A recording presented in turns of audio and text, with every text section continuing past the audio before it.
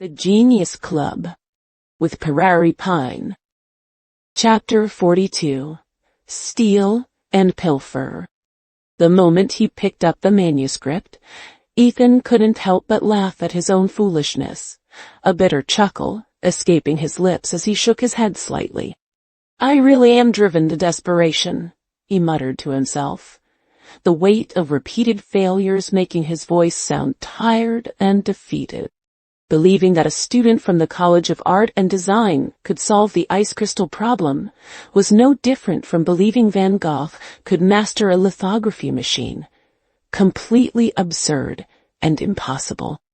Yet, even with this thought in mind, Ethan put on his glasses and began to study the manuscript carefully.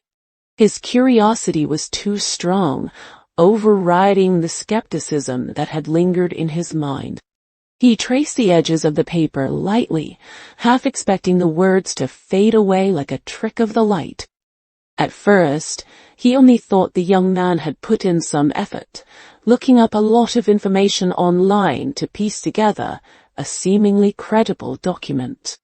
It struck him as nothing more than a well-researched hobby project, the kind of thing a curious student might cobble together for fun. But the more he read, the tighter his brows furrowed, his initial dismissiveness fading away. Confusion crept in first, then shock, until his eyes widened with disbelief. How does he even understand this? Ethan whispered to himself, leaning closer to the manuscript. How did he come up with this idea? It's completely outside the scope of conventional research. His fingers traced the handwritten words on the paper, as if trying to confirm that what he was seeing was real. The neat, precise handwriting felt too deliberate for a mere hobbyist. Whoosh! With a quick sweep of his arm, Ethan cleared all the clutter from the laboratory table. He pushed aside test tubes, notebooks, and small instruments, making room for the manuscript that now held his full attention. His movements were quick, almost urgent, as if he feared losing the chance to study it. He placed it neatly in the center of the table, sat up straight in his chair, and leaned forward. All traces of his earlier exhaustion vanished, replaced by a sharp focus that hadn't been there in months. His eyes darted across the page, absorbing every word. "Something feels missing here," he muttered, tapping his finger lightly on a blank space between two paragraphs. His brow was still furrowed in confusion, his mind racing to fill in the gaps. And how did he get this conclusion here? The process is a bit jumpy, but the overall logic connects. There was no way a layman could make this up, Ethan thought to himself. Even seasoned researchers struggled with the concepts laid out on the page, and yet the manuscript presented them as if they were simple. He shook his head, trying to wrap his mind around it. Ethan frowned deeper, feeling a little confused as he read. The manuscript seemed slightly fragmented, with gaps between some steps that left him guessing.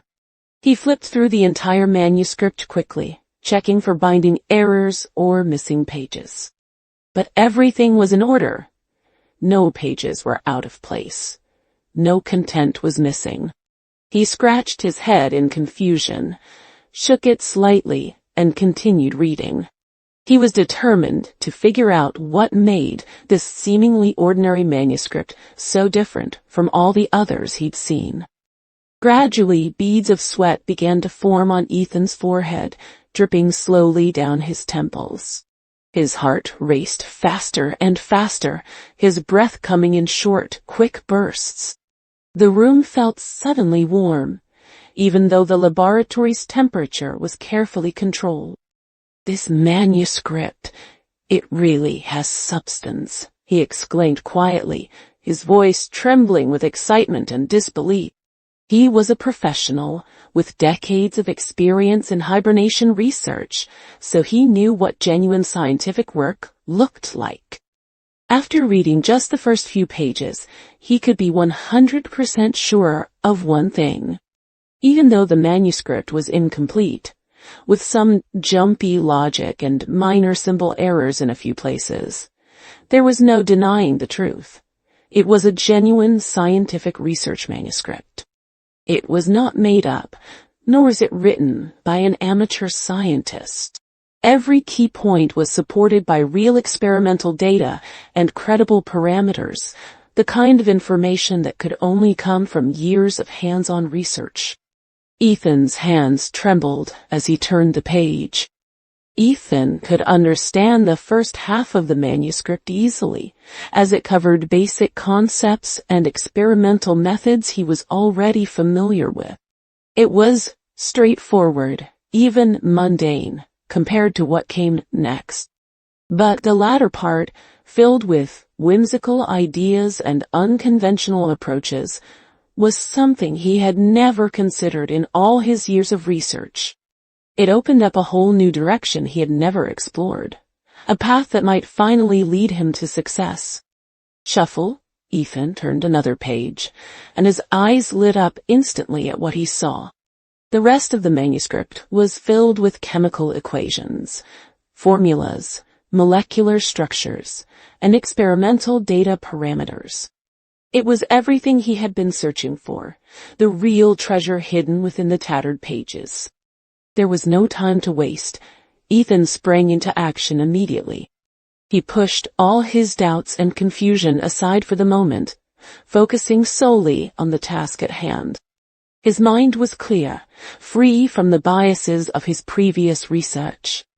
He set aside all his previous research methods and theories, and began to operate strictly according to the experimental data and steps recorded in the manuscript.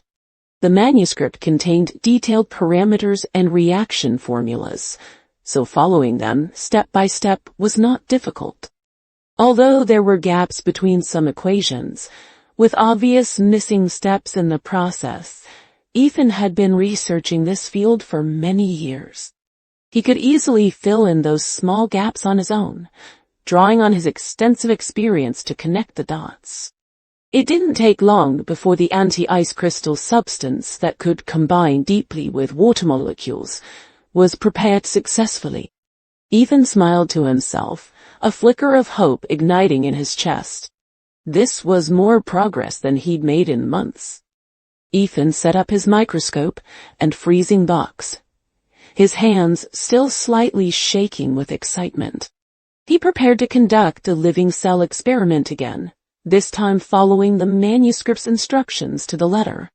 He refused to let any mistakes ruin this chance. He took a deep breath, inhaling slowly and exhaling steadily to calm his racing heart. His eyes were fixed firmly on the freezing box in front of him, his mind focused on nothing else. "Here we go," he whispered to himself, pressing the button to start lowering the temperature. His breath caught in his throat with anticipation, each second feeling like an eternity. He watched the temperature gauge closely, his fingers hovering over the controls, ready to stop the experiment at the first sign of trouble. 3 degrees Celsius, 8 degrees Celsius, 17 degrees Celsius, 27 degrees Celsius. As the experimental temperature continued to drop, Ethan's heart beat faster and faster, threatening to jump out of his chest. He leaned forward, his eyes never leaving the microscope. Ice crystals began to form on the glass wall of the freezing box, glistening in the light of the laboratory. But the living cell in the center of the microscope's eyepiece was still squirming slowly, unaffected by the dropping temperature. The cell fluid inside was flowing gently, no signs of freezing, no trace of ice crystals forming, something that had never happened in his previous experiments. Ethan was stunned, his eyes wide with shock as he leaned closer to the microscope. He was afraid to blink, as if the slightest movement would shatter the miracle in front of him. This was it, he thought. This was the breakthrough he had been waiting for, the answer to all his prayers. "Get the liquid nitrogen! Get the liquid nitrogen!" Ethan exclaimed, his voice trembling with excitement. He completely forgot that he had no assistant to help him, his mind consumed by the experiment. He jumped up from his chair and rushed to the storage room, grabbing a bottle of liquid nitrogen and hurrying back to the laboratory. His hands were shaking as he carefully poured it into the instrument, and then slowly into the freezing box. Liquid nitrogen has a temperature of around -200°C, an absolute low that should freeze any living cell instantly, shattering it into tiny ice crystals. Ethan held his breath, waiting to see what would happen. As the liquid nitrogen was poured in slowly, the temperature displayed on the computer screen plummeted like a bungee jump. It dropped rapidly from -27 degrees to levels Ethan had never dared to test before, the numbers scrolling by in a blur. 87 degrees Celsius, 156 degrees Celsius, 187 degrees Celsius. The numbers kept falling until finally, the temperature stabilized at -191 degrees Celsius. That was just a few degrees above the boiling point of liquid nitrogen, a temperature no living cell should survive. Ethan held his breath, his eyes glued to the microscope, waiting to see the final result. His hands were clasped together, his body tense with anticipation. He was afraid to hope, but he couldn't help himself. And what he saw through the microscope took his breath away. The living cell seemed to stop squirming, but it didn't come to a complete halt. It twitched slightly a few times within a minute, a clear sign that it was still alive. It's cold. The fluid inside the cell showed no signs of freezing at all, still flowing very slowly, very gently. It was as if the extreme cold around it didn't affect it in the slightest, as if it was protected by some invisible barrier. No ice crystals, no ice crystals, Ethan exclaimed, his voice incoherent with excitement. His hands clapped together involuntarily as tears of joy welled up in his eyes. He could barely believe what he was seeing. -200 degrees. The cell is still perfectly viable at -200 degrees, with no ice crystals forming. All the frustration, exhaustion, and despair of the past years faded away in that moment. They were replaced by overwhelming joy and relief. The tension in his body suddenly snapped, and Ethan collapsed onto the floor, sitting cross-legged as he let his emotions pour out. Tears streamed down his face unchecked, a release of years of pent-up stress and disappointment. At this moment he could no longer control his feelings, all the pent-up emotions from years of failure finally breaking free. He sobbed quietly, his shoulders shaking, as the weight of his success washed over him. He had been suppressed for so long, failing countless times, losing friends and colleagues who thought he was chasing an impossible dream. Even his family had grown estranged, unable to understand his obsession with hibernation research. Ethan thought of all the grievances he had endured over the years, of his beloved daughter Gloria Hughes, who lay emaciated and unconscious in her hospital bed. His vision blurred completely, tears streaming down his cheeks faster than ever. Gloria, Dad had finally succeeded, he whispered, his voice broken by sobs. He reached out to touch the manuscript as if it were a precious treasure, the key to saving his daughter. I can save you now. I can finally save you. For years, his research had been driven by the hope of curing his daughter, and now, that hope was finally within reach. It was a feeling he hadn't experienced in so long. Hope bright and warm, filling his heart. It took a long time for Ethan to calm down, his tears drying on his cheeks as he wiped his eyes with the back of his hand. He stood up unsteadily, his legs weak from the emotional release, but his heart light with joy. He picked up the manuscript with both hands, holding it as carefully as if it were a royal edict. His fingers brushed the rough paper gently, filled with gratitude and awe. This manuscript had given him a second chance, a chance to save his daughter. The experiment just now had proven beyond a shadow of a doubt that the manuscript was correct. Every word, every formula, every piece of data was a key to unlocking the mystery of hibernation. Ethan smiled, a genuine, heartfelt smile. As long as we solve the ice crystal problem, we're only one step away from perfecting the hibernation chamber filling liquid, Ethan muttered to himself. A bright smile spread across his tired face, chasing away the lines of exhaustion. This manuscript solved the ice crystal problem in just 2 pages. So the remaining pages must contain the correct formula and preparation method for the hibernation chamber filling liquid. He added. He flipped through the manuscript eagerly, his eyes shining with excitement. The possibilities seemed endless now, and he couldn't wait to continue his experiments. But at the same time, a wave of confusion washed over him, clouding his excitement. A new question popped into his mind. Where on earth did this manuscript come from? As an expert in the field, he could tell at a glance that the young man who had brought it to him, Alex, was only a copyist. He was not the real researcher behind the work. That much was clear. It was obvious, too obvious to fool a seasoned scientist like him. Alex's demeanor, his lack of understanding of basic scientific concepts, his inability to explain the origin of the manuscript, all of it pointed to the same conclusion. Alex had not written it himself, but had simply copied it from somewhere else. I remember. The young man's name was Alex, right?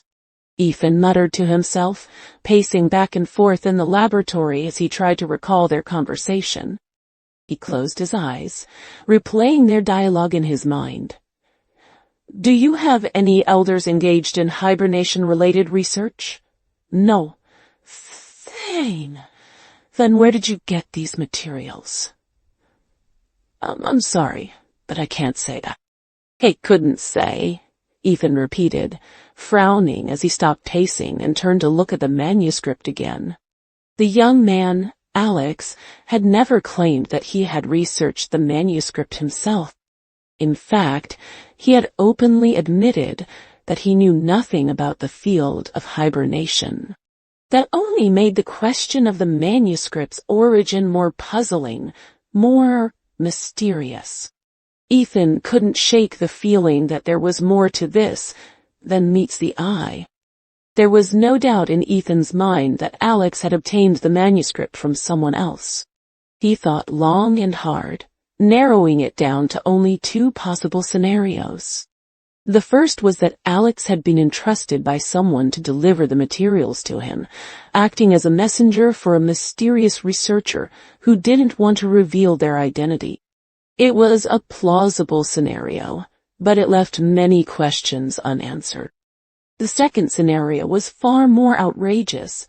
Alex had used illegal means or special channels to secretly copy confidential data from a foreign research institute, smuggling the information out to bring to him. But as soon as he thought about it, Ethan shook his head, dismissing the idea as impossible. No matter which one it is, it's absurd, Ethan muttered, frowning deeply as he continued to reason through the possibilities. He knew the domestic research community well.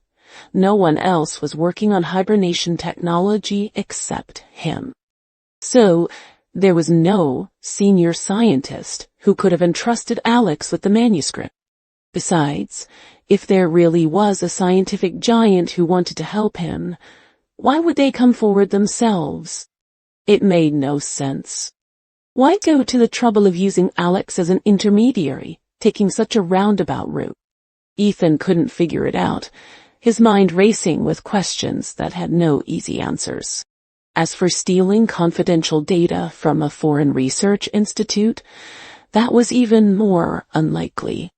Alex was just an ordinary young man, not a special forces soldier, capable of breaking into a high-security laboratory and stealing top-secret information. But for now, these doubts could wait. Ethan flipped through the manuscript again, his eyes lingering on the pages, filled with chemical formulas and molecular structures. His excitement returned as he thought about the next step. He had to try it immediately, to follow the steps in the manuscript exactly and see what happened. This was his chance, and he wasn't going to waste it on endless speculation. If he followed the manuscript's instructions strictly, if every formula and every parameter was correct, could he recreate the hibernation chamber filling liquid in one go? Ethan allowed himself to hope, to believe that this time things would be different. He took a deep breath, his hands trembling slightly with anticipation as he prepared to start the experiment. His heart was filled with hope for the first time in years, a hope that felt like a warm light in the darkness.